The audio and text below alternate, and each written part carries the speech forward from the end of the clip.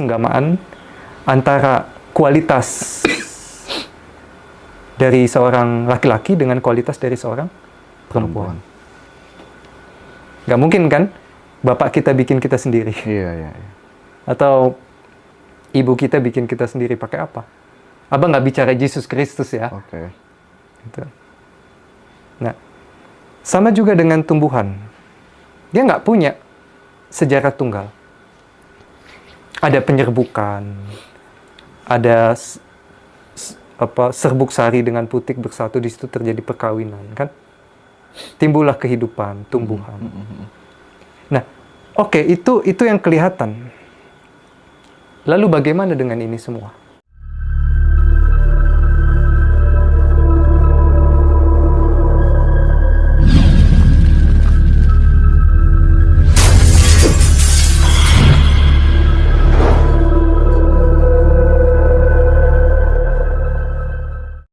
Rahayu Abah.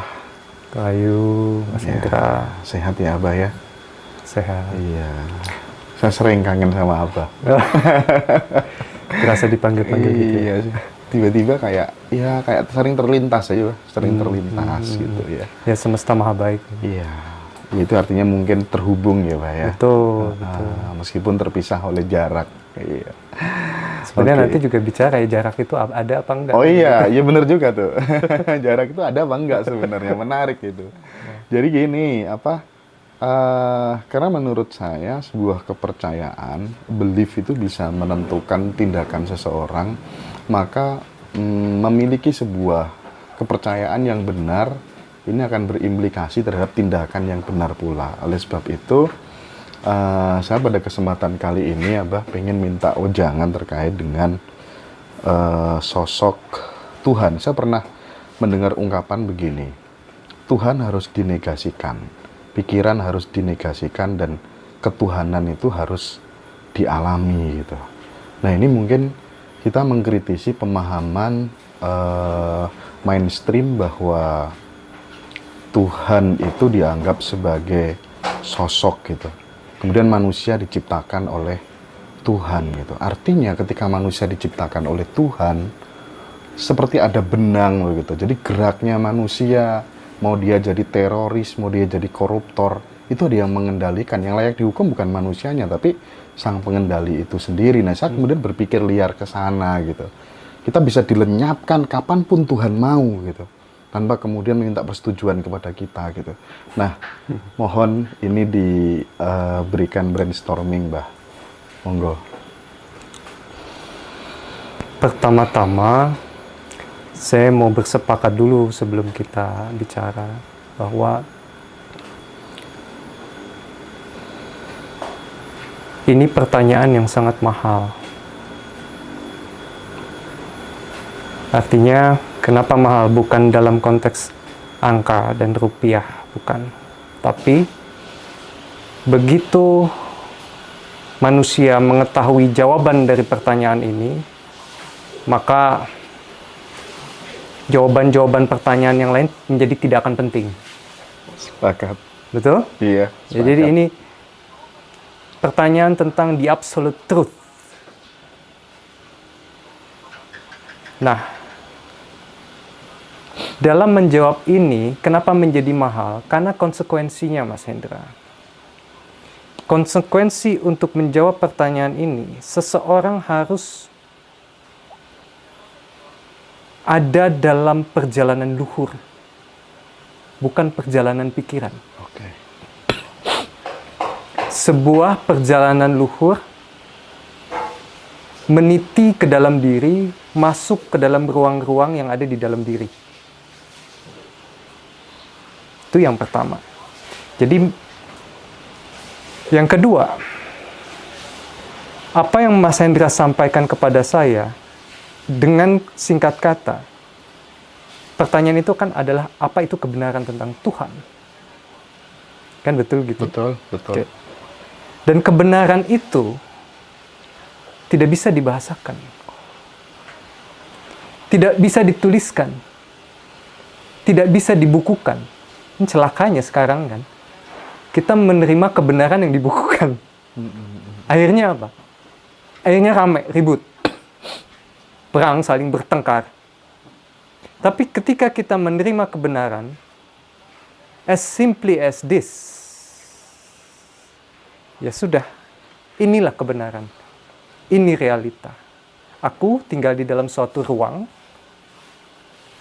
ini adalah tubuh, dan ketika aku meneliti ke dalam, mana yang berubah dan mana yang tidak bisa berubah, kita harus tahu.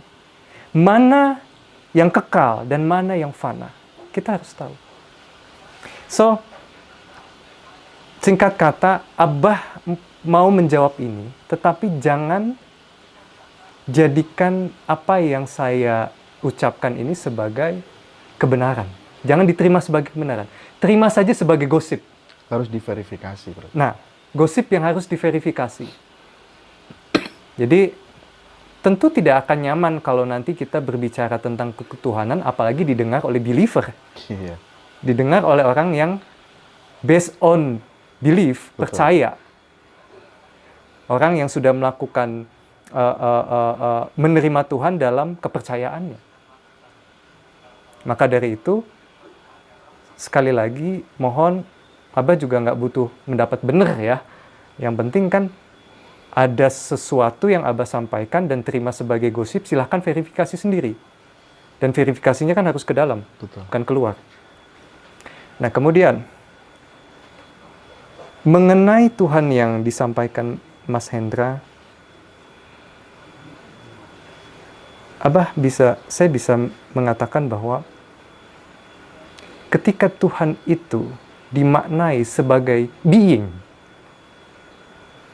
sebagai sosok, sebagai seperti person, maka dia akan dependent.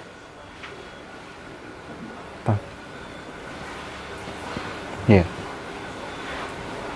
Kenapa sih kita senang melihat Tuhan sebagai sosok? Pertanyaan gitu. Kenapa? Pertama, karena manusia sebegitu melekatnya sama tubuh, sehingga menggambarkan dirinya adalah tubuh. Tubuh adalah dirinya.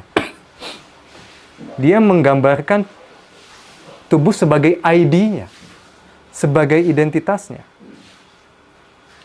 Oleh karena itu, begitu tubuh ini tidak ada pun, mereka masih berharap bahwa tubuh ini sebagai ID masih ada. Membayangkan energi seperti roh arwah, gentayangan, begitu kan. Karena apa? Sebegitu melekatnya dengan konsep tubuh. Bisa dipahami? Oke. Yang kedua, kenapa Tuhan ini harus ada sebagai sosok? Bukan sebagai kualitas. Bukan kualitas ketuhanan. Bukan kualitas ketuhanan, bukan persifatan. Kenapa sebagai sosok? Karena manusia sebegitu punya ketakutan akan kematian. Sebegitunya manusia takut dengan kematian, maka dia merasa harus bergantung kepada sesuatu yang memberikan dia wujud hidup. Tapi kenyataannya wujud itu fana. Ilusi. Ilusi. Lantas, bagaimana dengan penciptaan ini, Bah? Bagi Abah, bagi saya segala sesuatu, setiap wujud, setiap perwujudan hidup, tidak memiliki sejarah tunggal. Paham? Gini, Mas Hendra tidak ujuk-ujuk di sini. Kita adalah hasil dari sebuah aktivitas persenggamaan antara kualitas dari seorang laki-laki dengan kualitas dari seorang perempuan. Gak mungkin kan bapak kita bikin kita sendiri. Iya. Atau ibu kita bikin kita sendiri pakai apa? Abang nggak bicara Yesus Kristus ya. Oke. Gitu. Nah, sama juga dengan tumbuhan. Dia nggak punya sejarah tunggal. Ada penyerbukan, ada serbuk sari dengan putik bersatu, di situ terjadi perkawinan, kan? Timbullah kehidupan, tumbuhan. Nah, oke, itu yang kelihatan. Lalu bagaimana dengan ini semua? Kan pertanyaan besarnya itu. Siapa yang mendesain ini semua? Langit, bumi, matahari, galaksi-galaksi. Siapa yang mendesain itu? Sekarang Abang mau tanya. Kita janganlah berpikir secara linier. Kebanyakan dari kita melihat fenomena penciptaan ini kan berpikirnya secara linier. Artinya apa? Kita ada di sini, ada nih sebagai keberadaan eksistensi. Awal mulanya apa? Kan begitu. Awal mula dari kita apa? Kalau saya bicara sebenarnya tidak ada awal.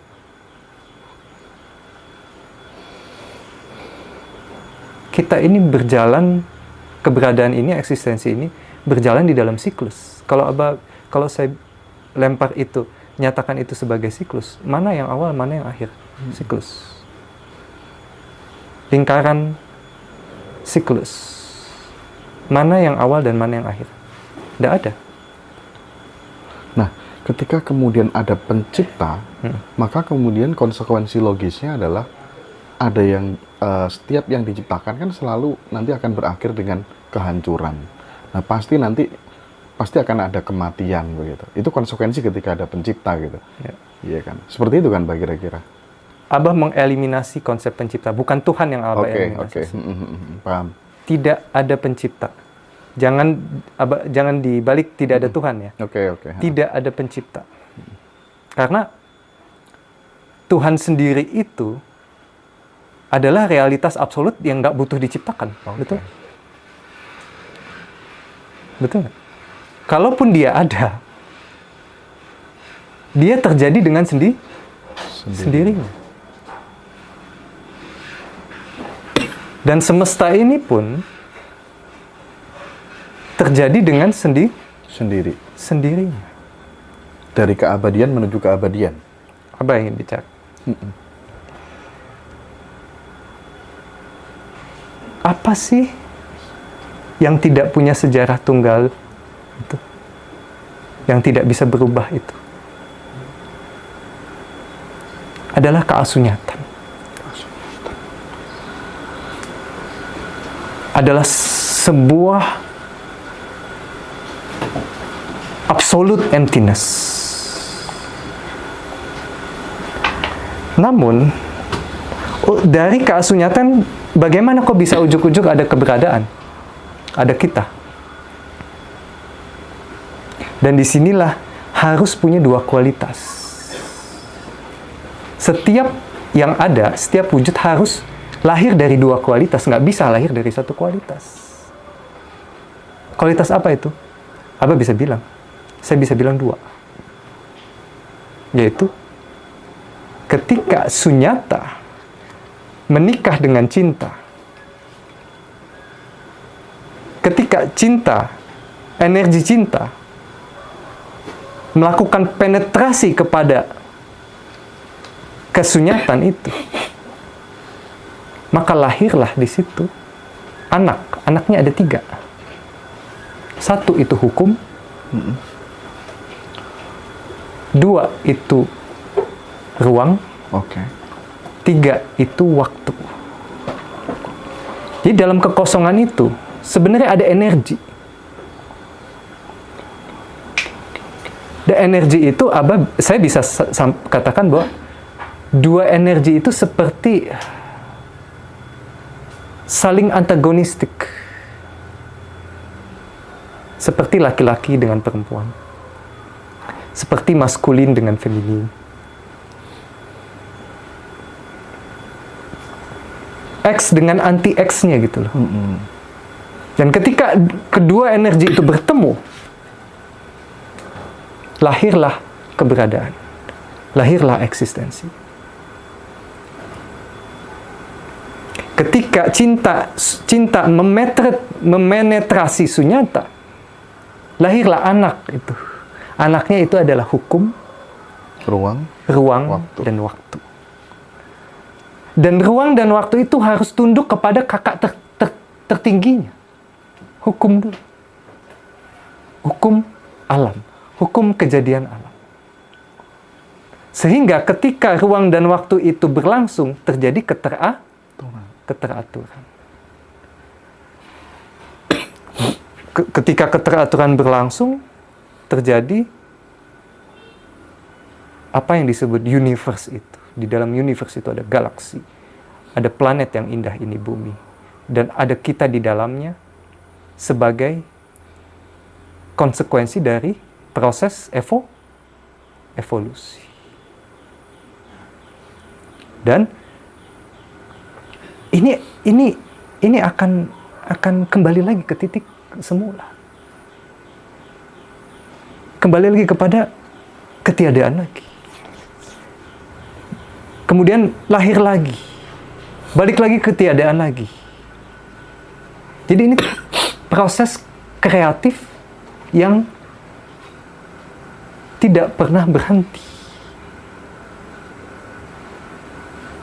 Paham cinta dan sunyata? Kalau cinta tuh kita kan selalu memberi, Mas. Energi cinta kok apa sih? Memberi kan? Iya. Pernah nggak kita, aku udah kasih kamu ini, kamu kasih aku apa? Itu bukan cinta. Itu transaksi. Iya kan? Iya. Kalau cinta, just give. Gak ada take. Just give. Dan tidak penting bagaimana perasaanmu ke aku. Gitu. Gak penting. Pure love. Nah, sebaliknya, energi sunyata ini kan energi lebur. Energi lebur. Ketika energi pemberi berhadapan dengan energi lebur, dia saling bertabrakan. Lahirlah keberadaan. Lahirlah hukum, lahirlah ruang, lahirlah waktu. Dan proses itu kan nggak selesai. Sekarang masih expand. Dan apa yang terlihat? Galaksi, apalagi black hole. Kan kita punya sains itu sudah sampai menerbangkan teleskop. Yeah. Teleskop Hubble. Huge teleskop diterbangkan ke outer space untuk hanya melihat apa sih fenomena-fenomena ini di sana. Juga ada sekarang tuh James Webb diterbangkan lagi untuk melihat fenomena-fenomena yang ada di sana. Cuman itu hanya untuk melihat fenomena yang terlihat. Seperti what is this? Bisa dijawab oleh sains. What is this? Bisa dijawab oleh sains. What is that camera? Bisa dijawab oleh sains. Bulan kelihatan, bisa dijawab oleh sains. Tapi who am I? Hanya bisa dijawab oleh spiritual. Sains nggak bisa menjawab. Sains nggak bisa menjawab energi. Yang kelihatan bisa dijawab oleh sains. Sekalipun itu galaksi di ruang angkasa, bisa dijawab oleh sains. Tetapi pertanyaan tentang siapa aku hanya bisa dijawab oleh jalan spiritual. Dan jalan spiritual itu bukan, proses spiritual itu bukan intelektual tour.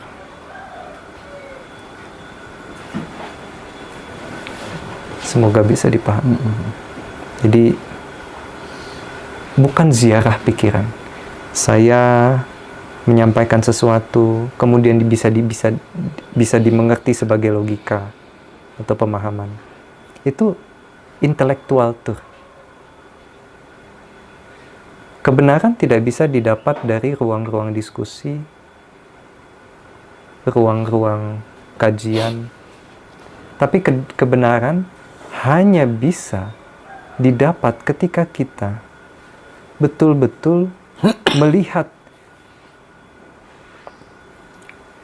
unsur-unsur yang ada di dalam diri dengan tanpa data, dengan tanpa pikiran. Makanya kalau saya bicara, Anda mengerti, itu yang kenyang hanya pikiran. Betul, betul. Tapi bagaimana kita mengalami itu dalam real experience?